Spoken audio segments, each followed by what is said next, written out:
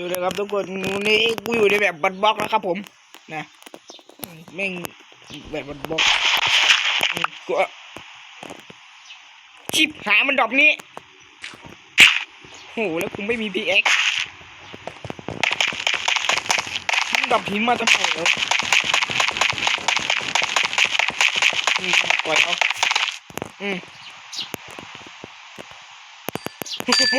มันดรอปเดี๋ยวอะไรวะเนี่ยบล็อกนี้อะไรวะ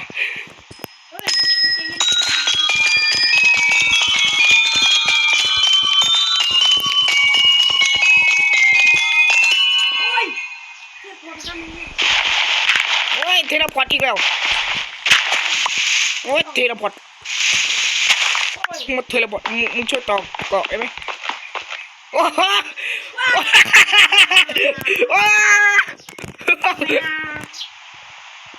นะไม่เลยดาวหินมาให้กูขุดไปเยอะว้าวเฮ้ยไม้เก็บไว้เลยเฮ้ยยังมีไม้โอ้โหบล็อกหินอีกแล้ว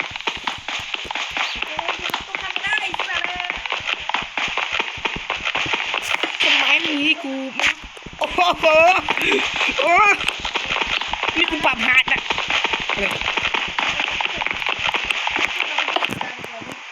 ไม่อันนี้กูปรับฮาร์ดไม่มันธรรมดาไปคลิปมันจะธรรมดาไป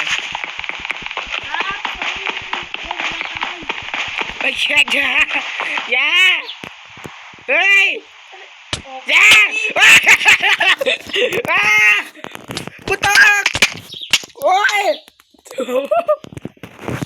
ดูเดสfucking แม่มึงนี่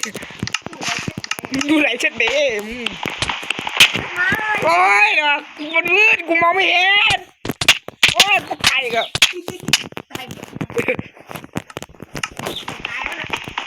ตบกูลงเอาเทเลพอร์ตกูหาแมงกูเฮ้ยตกกี่รอบแล้วเนี่ยเฮ้ยป้าโอ้ยมึงอย่าเพิ่งตีกูดิแล้วมึงจะใช้ตลกง่ายดิโอ้ย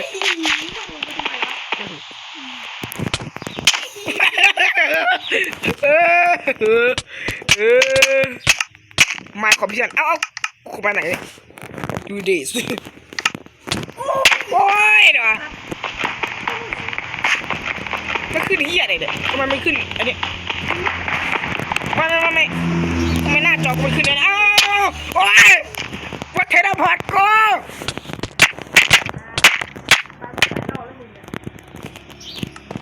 มันขึ้นไหลเนี่ยจะกูดดีเสียเตะกูตกโอ้ยนะเทเลพอร์ตกูอีกแล้วอย่าไอ้แก่อย่าตีกูตกกูจะเอาบล็อกไงก่อนมึงดูมันขึ้นอะไรที่อะไรเนี่ย3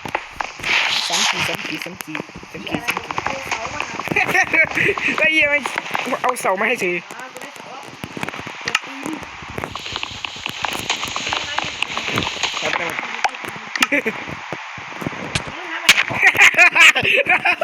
กูตกอีกแล้วเล่นมันพับอยู่เล่นมันเด็ดเลยขุดหินไปขุดหินอ้าวมันว่ากูใส่ขโมยกล้วยไอ้เหี้ยก่อนจะได้ขยายสักทีไม่เดี๋ยวโบกตีแค่ตายอ่ะ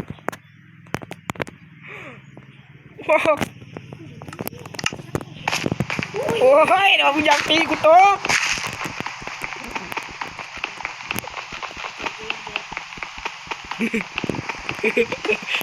อีนี่ก็กูตายดีกว่า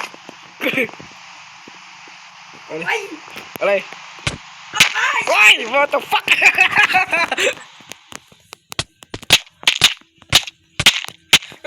มันเช็ดเบย์จริง หลายคนอาจ เอาเสากูมา เฮ้ยกูจะให้มึงไงก่อนนี่มึงตีกูตกไม่ลงไปตามเสาเลย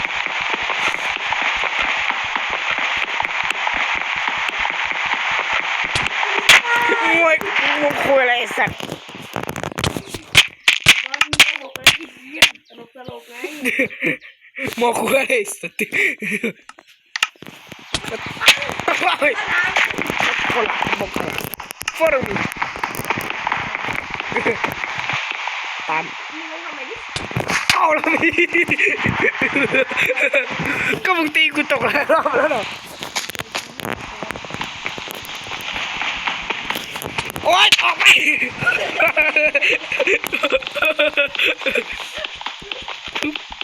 อีกกี่รอบไม่ได้ทีแค่ไก่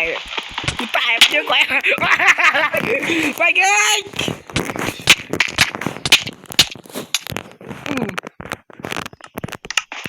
โอ้ยไม่ ไปเล่นต้องเกิดเรา เอาไปอ่ะมันไม่ได้ของมันเลยมันจะขยายวะ ขยายแล้ว มึงดูมันขยายแค่นี้เดียวเว้ยมันจะฟักติดสนิมตายโอ๊ยไปเลย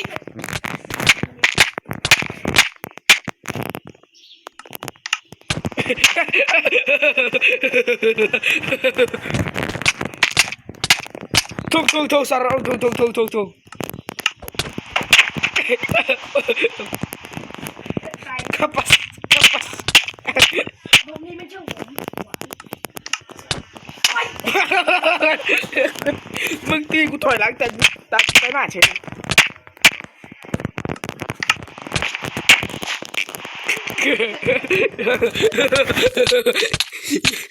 กูตกกี่รอบเลยโอ้ว่าลังตีกูตกเลยเหี้ยให้กูมาเกิดตรงนี้เฮ้ยลังตีกูไอ้สัตว์ เป็นเพิ่งเกิดดีแล้วให้กูบอกไม่ได้เลย ก็โลกตาย อุ้ยก็โดนเลย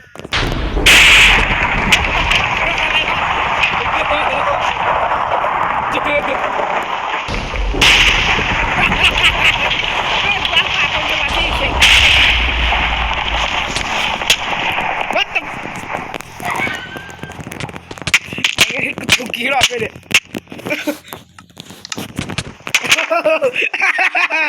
ไอ้แค่ตัวกู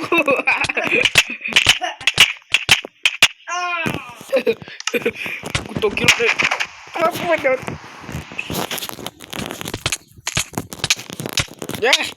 เนี่ยโอเควันบล็อกไม่ใช่วันบล็อกครับวันเกียรติครับ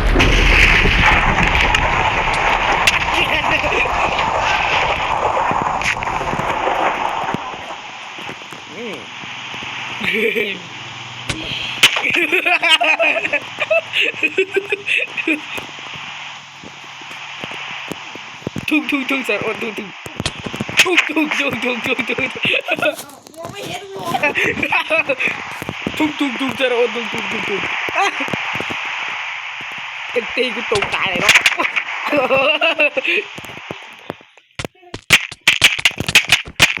เจ้าไปจังตบกันตอนตายแค่กวดทุกบล็อกหาพื้นขยะพื้นที่ดีกว่ากว่าที่จะตีกัน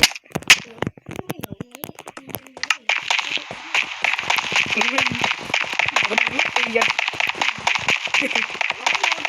แล้วยิงมันจะโผล่มาทำไมเนี่ยเฮ้ยไม่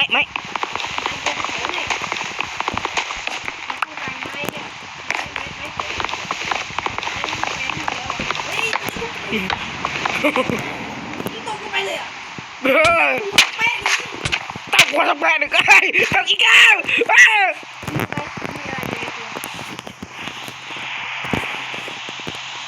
เจ้าบรา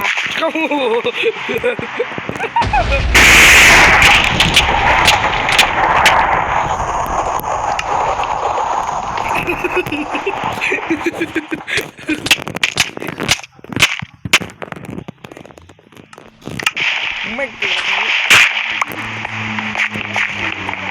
ไม่มันขโมยกู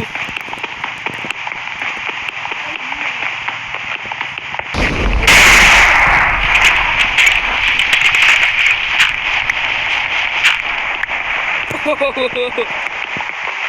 โหมันดูบล็อกที่มันได้ฮะได้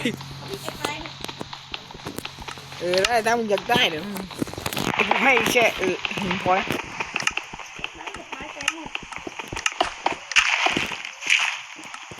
มันเอ้ยไม้ที่จะให้เรามาแปรรูปแค่ไม่มีเลยเอามามันเด็กก็เสียแต่ที่มันเตือน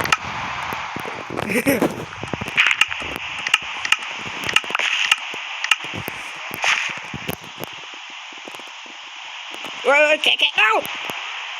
มึงจะตกลงไปไหมเดี๋ยว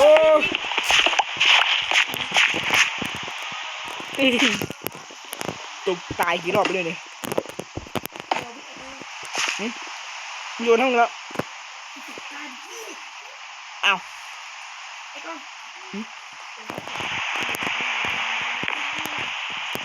งมจะตกเฮ้ยเจ้เบอร์โบฟัตเตอร์ฟักเกอ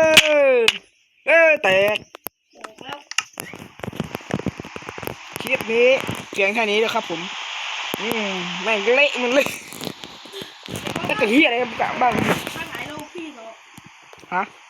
โอ้ยโลพี่เหรอ